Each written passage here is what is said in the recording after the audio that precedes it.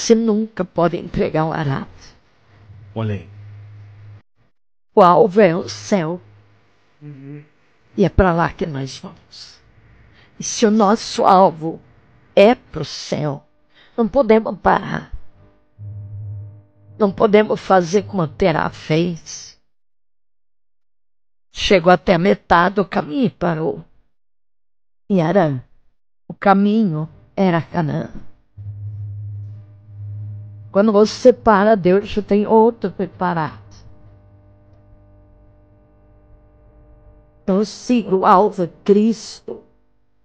Não importa que eu tenha essa isso não. Fica servindo a Deus. Levanta a cabeça no meio das batalhas, no meio da guerra, no meio das afrontas.